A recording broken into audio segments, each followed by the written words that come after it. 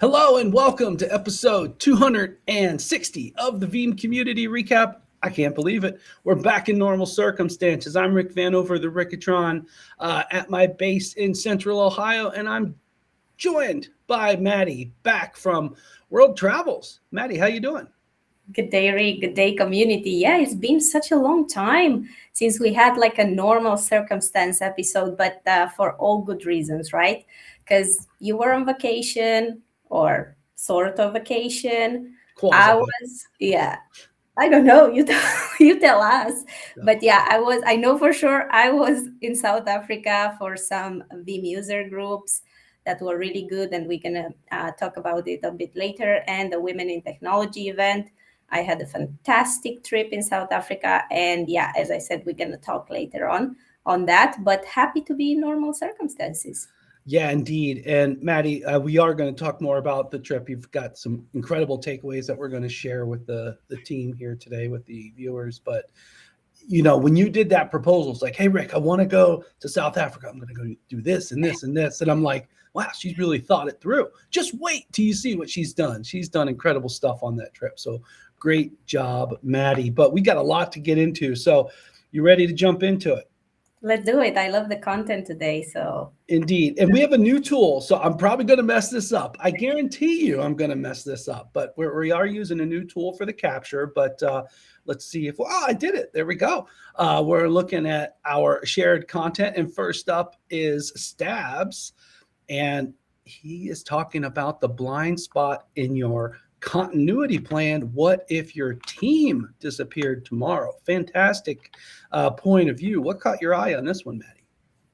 Well, I first have to make a joke before I go through this because just before we started with this tool, I was just like looking at my face and I was like, no, I cannot have any spot on my face. I have to really cover it because this new tool is going to see it all. So just because I saw the spot in there and I had to do it. So, well, I'll make it real small like this. How's that?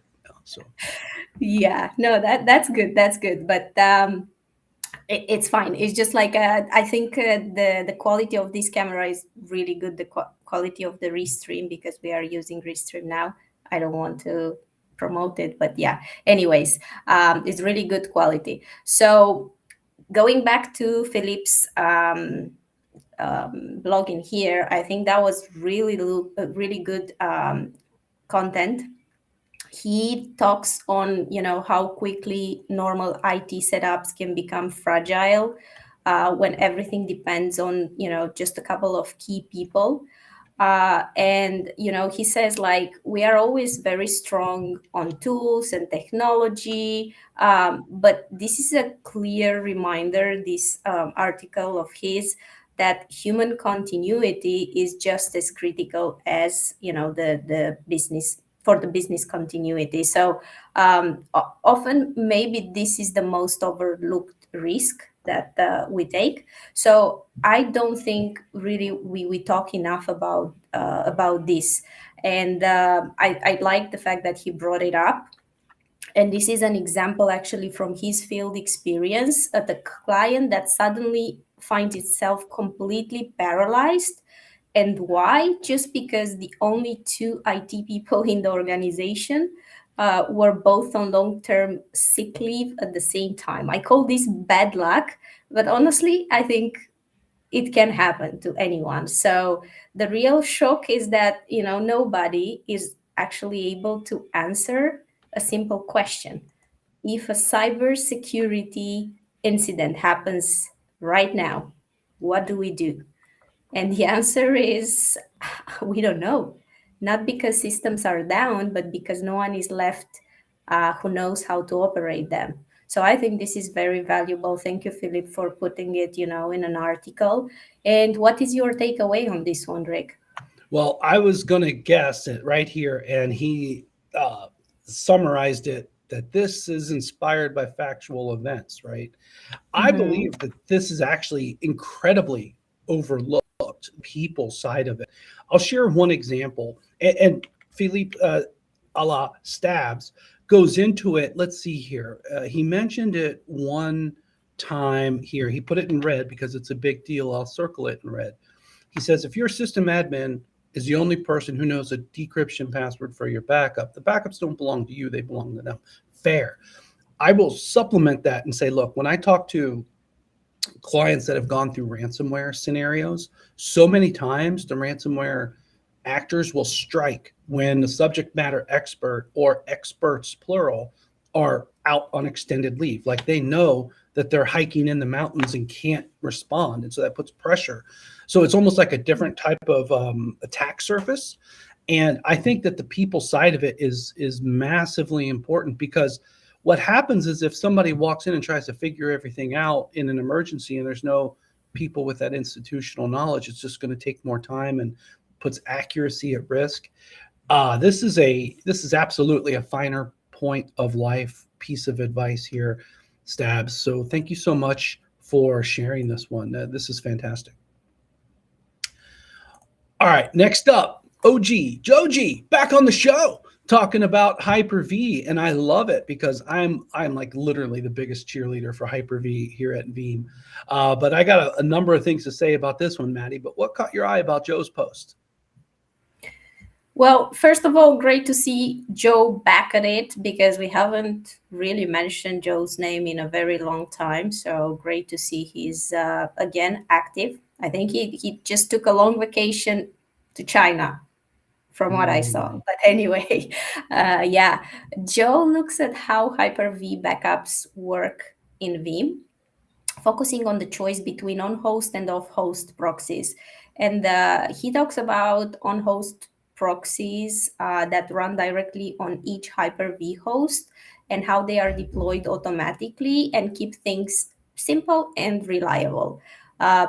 On the other side, off-host proxies use storage-based VSS snapshots, but they come with a lot more complexity, strict requirements, and dependencies on storage vendors. And most probably, what's the takeaway from Joe here is that it's really one of those cases where simplicity usually wins. Off-host sounds more advanced on paper, he says, but in most real environments, it actually adds some friction. And then on host, it's just easier to operate and far more predictable day to day. So I think you know more than I do about this topic. So why don't you just make some light on it? Well, first of all, your summary is spot on, Maddie. And I think there is some benefit of the convenience of on host. And off host is kind of trying to, and I'll zoom into it right here because it's kind of a mindset of what we used to do here with the traditional backup proxy and the other hypervisor. And it's not the same. It is different. I mean, it's similar in that it's a dedicated connectivity and compute resource to act on behalf of the backups. But for most scenarios, on host is the way to go. And the one thing I'll say in favor of on host, and you can actually see it right here, is that you still have the configuration of like the throughput. So in this example, Joe's got 4 task limits. And so that's really that shaping that you really want above all. And, for those of you, this is especially important nowadays when people are thinking about new hypervisor platforms. Hyper-V has a resilient change tracking, has replication, has instant recovery, has so many of the other things, sure backup that we have come to know and love from Veeam. So I am your biggest Hyper-V fan, Joe. I will always cover Hyper-V on this show. That rhymes. I do that. I think I know another Hyper-V fan, and that's going to be DDA. Yeah, yep, DDA for sure. Working hard IT is always a fan. But Joe, I'm with you. On host is the way to go for most environments.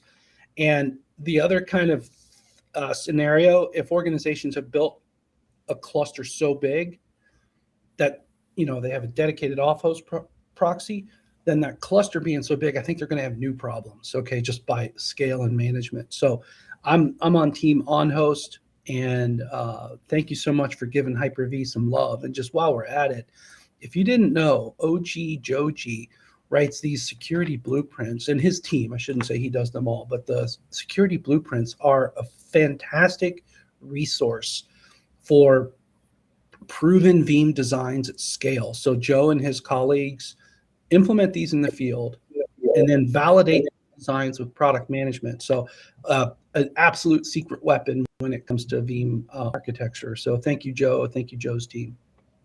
Before we go, I want to challenge Didier to tell us of host versus on host, what he prefers. And I'm going to tag him in the comments. That's a good shout because DDA's been there. And yeah, I'd be really curious to DDA's perspective. And it's one of those things, I'm just going to call it. I suspect he's going to pick something that has like a single digit performance benefit, but it might have like a little bit more overhead. And he thinks that the performance benefit is working for it. We'll see. But let us know what you think. Yeah. He's challenged. Thank you, Joe. All right. Now we have a whole section called special department, but this one's special within our featured content. We're going to talk a little bit about our certification process and some milestones there. And Federica has a really good write-up of some stories behind the certification stuff. And Madalena, I know you've been working with Feda on this. Tell us what's going on. So this is going to be the first time when they haven't announced the winners of the community certification challenge. This is the first time when, we are announcing them anywhere.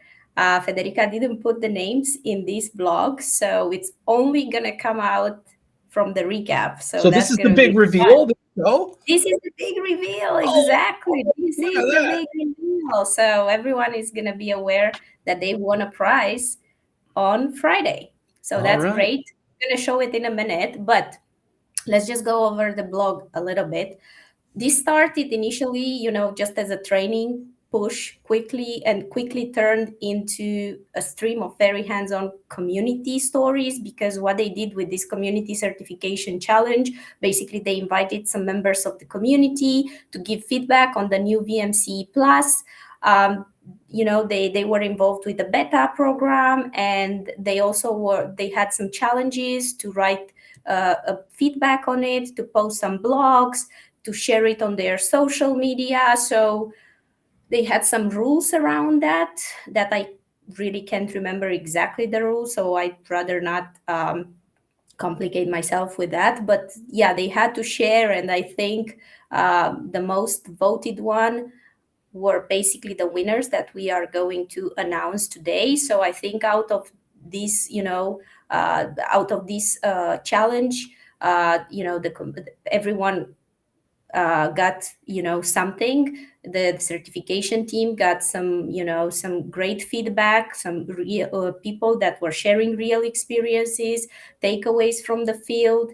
And then what happened is Federica and Nicola reviewed all the contributions, and then the quality the quality of those made this a really difficult decision. But I think we can reveal the 4 winners of the community certification challenge. Let's do it. This is fantastic. So I love this part. We were not expecting this level of engagement, so we had to pick 4 winners. Hey, let me tell you, the Veeam community will never disappoint you. That's for sure. So, all right, let me see if I can do this seamlessly on the transition. So, are you ready? 3, 2, 1. Let's congratulations to Michael Melter, Matthias Wolf, Mark Boothman, and Muhammad Ali. Everyone starts with M. That's your way to victory. I love it. I didn't even realize that. Yeah, it's basically not triple, but quadruple. How do you say it? Quadruple M's. Quadruple M's. Yes, there you have it. Fantastic. Yeah. Congratulations, all of you. Federica is going to add it to the blog as well, and she's going to let you know exactly what you won out of this. But thank you very much, Fede, for putting this blog together. Thank you for supporting the community as you do. She's involved as well in the Women and Allies in Tech group very much, and she's always trying to collaborate with us and supporting our community, getting some, free vouchers, free certification for VMC for our community members. So thank you, Fede, for all of that. And thank you for helping Nicola to put all this challenge together. Yeah, yeah, a definite friend of the community, Federico. So thank you so much. Yep. All right, next up, we're going to go to the Vanguard blog spotlight. Now, I apologize, I didn't miss it. I didn't do it last week, but what I'm doing this week is really cool because Madi has picked a new name, and we're happy to call out Zaman, or is it Zaman? Apologize. Zaman Ali's blog on why you should use tags. And I am on team tags, so I love this topic. But what caught your eye with this one, Madi? I know this is not really the first time we are talking about tags, but I thought it's a great article and it's a great topic and it's a great opportunity to welcome Zaman, I think, to this show, because this is the first time, as you said, the first time that we are calling his name, because he's a new member of our Vanguard program this year. So fantastic to have you, and definitely we would like to call you uh, your name more often in the show. But as I said, this is a good, really good, long German style article in here. And Zaman explains how VM, where vSphere tags can be used in Veeam to move away from manual VM by VM backup configuration and toward a more automated policy driven model. And instead of selecting individual machines, you assign tags like tier 1, SQL, production, and then Veeam automatically includes the right workloads in the correct backup job. And the key of all this is shifting from managing infrastructure to managing intent. So protection follows the workload automatically, and the new VMs are covered as soon as they're properly tagged. And of course, this is going to make your backup policy more consistent, much easier to scale in large environment. And what it really does is put you in control, especially when you are at scale. So once your environment grows, the manual job management, it kind of becomes a little bit inconsistent, because it's just too much to cover and to stay in control. But the tag-based backup is one of those approaches that actually fixes that by making policies stick to the workload, and not the other way around. So as I said, yeah, we talked tags before, but I think this is a really great article, and he covered it all very well. Yeah, fantastic content, Zaman, and a big shout out to another friend of the show, VMIS33. We still talk to her every now and then. She's a friend of the show as well.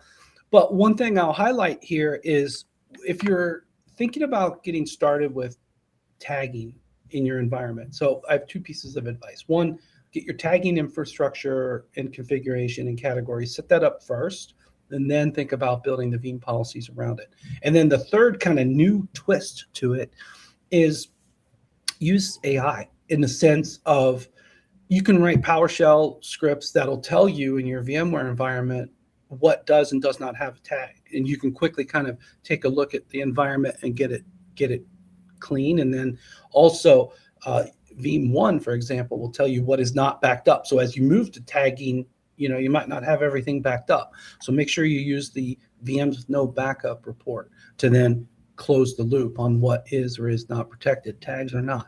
And then one step further, you can use the remediation actions to take what isn't backed up to a catch-all backup job. So good stuff. Welcome, Zaman. Hope to call your name more often. All right, so next week is a big, interesting week. We'll talk a little bit about that on the next tab. But on Monday the 11th, the day before something that we'll talk about here, a user group in New York. And that, let's see if we have an agenda. That looks like it will be sponsored by Scality. I did talk to Candy about that, but really excited to have this kind of pre-VeeamON user group meeting. Yeah, absolutely. I mean, that was a really good call from Stephen. He was like, okay, why don't we just have, the way we used to organize some like some cocktail events before the Veeam on in the previous format. I think that was the idea of having a Veeam user group this time. So good call on that, Stephen. So if you are in in New York for the Veeam on, or you just live in New York and you are interested in some good sessions, good networking with the community, you have a couple hours free in the evening, I definitely recommend you to go to this. It doesn't have an agenda, but I think it's going to be more Well, free if conversation. Steven's talking about it, there you go. It's a Yeah, BCDR. yeah. So it's more like, let's just have a conversation around this topic. It's not really, I don't think it's really a session. Well, we'll cover key sessions, but I don't think it's going to be like a session. I think it's going to be more like discussions around the topic. So I think this is a good thing to have. And if you arrive anyway, most people are going to arrive on the 11th, right, to New York for Veeam that we're going to discuss in a minute. So why not having 3 hours of networking, cocktails, good discussions around BCDR with Stephen and the Veeam community. So Yeah, pretty it's good a stuff. casual setting, I think is the best way to sum it up. Yeah. Yeah. Looking Yeah. good. Thank you, Stephen. I know Candida, she mentioned if I could come by, and I cannot. She's local to New York, and I see that with her as a sponsor there, or Scality as a sponsor. Yeah, and so where are they going to be? American Whiskey sounds like a good, interesting thing. Let's see. So the Veeam is actually going to be right around here. So it's in basically the same area. So if you're coming to both, rock on. That's great. All right. Thank you, Stephen. Thank you, NYC Market. We will see you in New York. And speaking of which, Sophia wrote up a nice post on registering for the virtual experience. I can tell you that the virtual experience will bring the keynote. So that'll be important. You'll hear from Anand and Rehan. Converge is a theme, and that'll make a lot of sense. Can't steal their thunder for this. And there are, I think, 4 or 5 sessions on the virtual experience. In fact, I even recorded some customer testimonials, including Nico Stein, one of the vanguards. He got a chance to record with me, so that was great. Thank you, Nico. And we also spoke to a customer of Security AI. I got to interview them as well to talk about how they use some of the data security posture management capabilities. But I think the online experience, it's you still can register, and I think it's just the right amount. It'll be the keynote and then these 4 breakouts. I'm excited for it. Yeah, totally. I'm super excited as well. Can you still register for the in-person event, or that's already closed? I know it's not full, but this is the biggest thing that we have had to explain is that the registrations for that are approved. And I think at any moment now, like probably this Friday, it will close. And the Okay. thought is that, and people have asked us on the previous recap, why the new format? And I guess that'll lead me to explaining it. I think Shane asked that question. It's really about having the right size of an event with the right investment in it from a production quality standpoint to then lead to the right amount of pipeline. And to put that in other terms, what we've done around the world with Veeam on Tours, that is the recipe, and that works, and that scales, and it's repeatable, right? So that's what we're doing. We're just making it consistent. Now, the difference with London, New York, and Sydney is that they'll be bringing unique news to each of these events, right? So that's the only difference, and a little bit more quote unquote executive support. So that's the only difference to it. Now, all that being said, we are not full, but we're surely going to be. So if you want to register, if you can, go for it now. And then while I am on it, let's go to that page real quick. And if we go to this, I want to highlight, especially in the US, there's going to be Chicago, there's going to be Southern California, there's going to be Washington, D.C., like public sector federal focus, there's going to be Toronto, Canada focused. So the thought here is if you can't make the New York event, you've got other options around the world. And then if I, Mm. definitely we've come to know and love Veeam on tours. I know that I'm going to be at the Ecuador and Mexico City ones, and then I think Maddie, are you going to South America again? Yes, I'm going to be at Chile, Argentina, and we are going to organize some Vim user groups around those as well. So, Hmm. yeah, that's going to Hmm. be cool. Another 2 or 3 weeks in Latin America. Awesome. Uh-huh. Well, I think you like it. I'm not gonna lie. I And do. I mean, I love the people in there. I speak their language, so why not? I can't even get it in there close enough, but I'm gonna be at Munich. I'll be at the Munich one as well. So Yeah. looking forward to that. Definitely time to still register for that. Thank you, Sophia, for getting that post out. And Yeah. again, thank you, Sophia. Happy to report that the VM100 pages are now updated for the 2026 classes thus far. Yeah. Thank you, Sophia, for that. And yeah, now we have some new names. Go check it out. We have some new vanguards, new legends, new MVPs. So go check There's it out. Zaman right there. Yeah, Zaman that we just mentioned. And I think probably another 8 or so. Zaman is the first member not named Ben from New Zealand. How about that? Awesome. Yeah, that's true. That's a good takeaway from this. Yeah, exactly. All right, But all yeah, right. Let's kind of finish where we started. And you mentioned your trip to South Africa, and Maddie, just truly some incredible stuff. Walk us through that Women and Allies in Tech event. yeah, in a moment. I also wanted, I don't know if you put it on Oh, this, but I wanted to say congratulations once again, Michael Melter, for also winning Blog of the Month oh, this I month. didn't, I didn't have it in there. I think, yeah, we missed on that, but anyway, congratulations, Yeah. double congratulations this month. So, yeah. But yeah, a few thoughts on my 2 weeks in South Africa.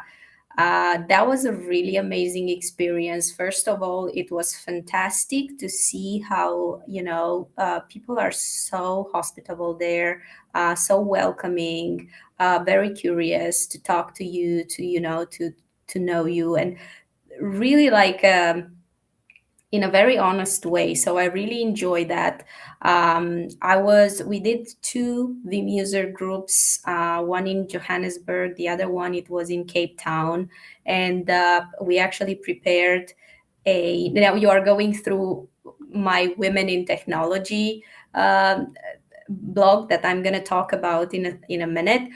But I wanted, because this was like the timeline of it. It was Oh, this first this we had happened the, first. Yeah. yeah, exactly. It happened first, the Vim user groups, and I want to actually thank Jonathan, our leader, that did a fantastic job organizing these two events. This was his first time doing that, and he had some really good attendance, really good sessions, good engagement.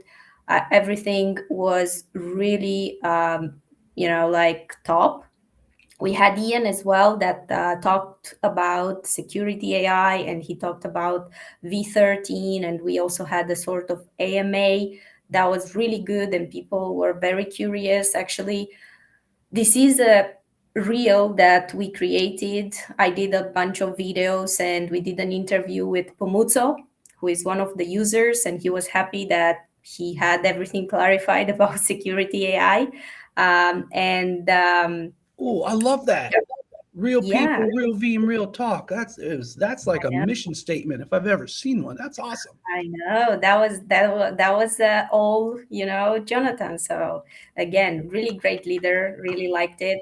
And then yeah, it was really good. We really enjoyed it. I think everyone enjoyed it. We had good feedback in Cape. This is from Cape Town in here, and we got someone that works for military, and he came to us, and he said like, listen, I think what you're doing with this is fantastic, because this is the component that we were missing in here. We don't get that many, events that are technical related, where you actually talk technology, not just marketing and business and stuff like that. So he was like, you guys have something really good. And we were very happy to receive that feedback.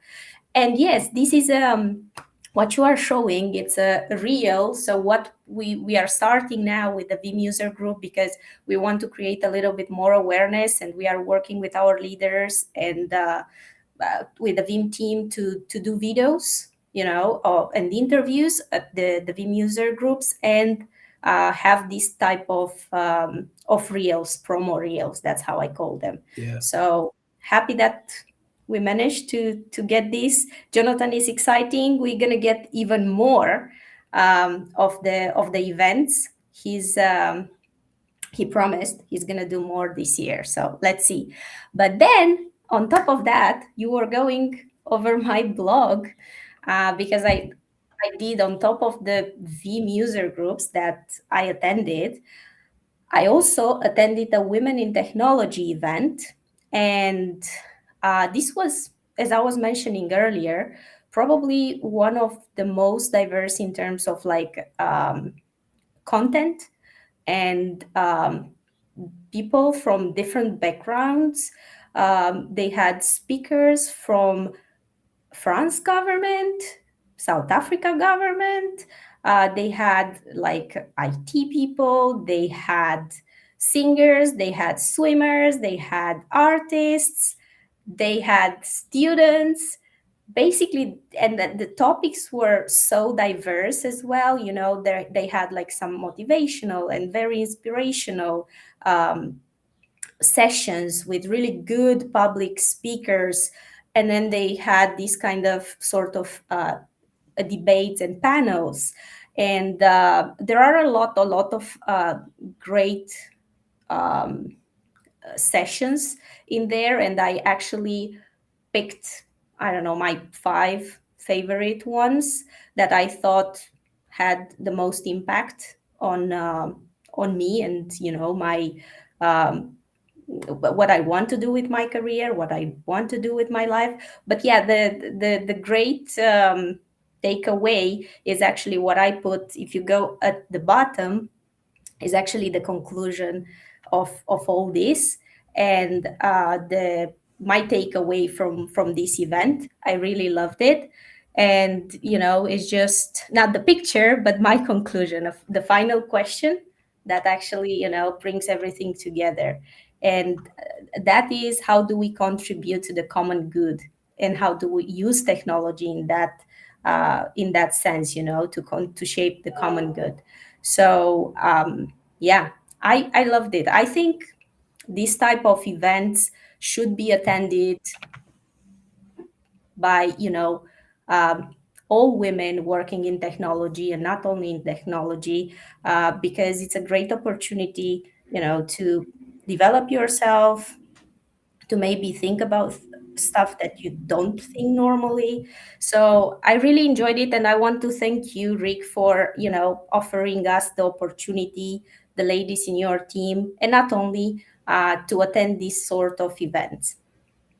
Yeah, I think this type of stuff is super important in the sense of, there's a need. So as a lot of I manage a team, and our team is a lot of people think they're special and unique and whatever, but my team has a unique mission in the company, and we have 5 different top level priorities. One of them being community, that on this show we talk a lot about. But I feel that it's super important to invest in the people that we have. So I've made it super clear to everybody that we can have training, like go learn XYZ product, right? I'll invest in that, but I also will invest in what I call professional development. Like Women in Tech doesn't teach you how to write Python, but Women in Tech is guiding Madi's guiding you as a corporate citizen and an Earth citizen. Really, at this point, it's sometimes even bigger than that. So I've encouraged our team every year to invest in those 2 angles. So it's great to see you took us up on the offer, and it looks like you picked a winner. This one looks absolutely fantastic. Yep, absolutely. So glad I attended, had some fantastic time in South Africa, and yeah, had some good conversations with the Veeam team in there, and hopefully we are able to grow our presence, the community presence in Africa, in the continent, because I think there is opportunity from my conversations with people. So Absolutely. And, our team owns the user group franchise, lack of a better word. And when we get a user that gets it and you get an audience that loves it, that's the perfect combination. So great work. And thank you to the leaders and the members that attended and participated. I think we're doing something good there. That's for sure. All right. Last up from the desk of Sophia, coolest. We skipped a few weeks, so she just looked at, I think, the last two.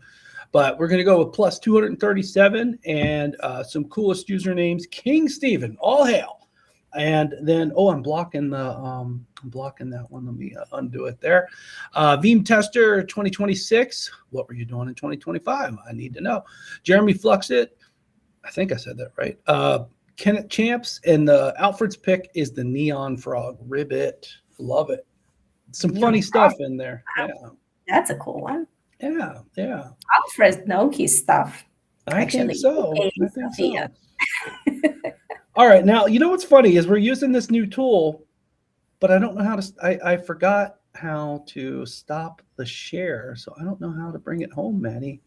No, that's not it. There should be an end recording. Well, I know that, but I want to stop the share and then be back with just you and me. So, yeah, we might just have to end it right here. So send it this way. It's fine. I guess it's a good one. It's 3 tiles. And we'll learn it all by next time. We promise. Yeah, possibly. All right, everyone. Speaking of next time, we have Veeam on next week. Maddie, we'll talk later about how we do it. I personally won't be able to do it, but thanks for watching, and we will see you all on 261.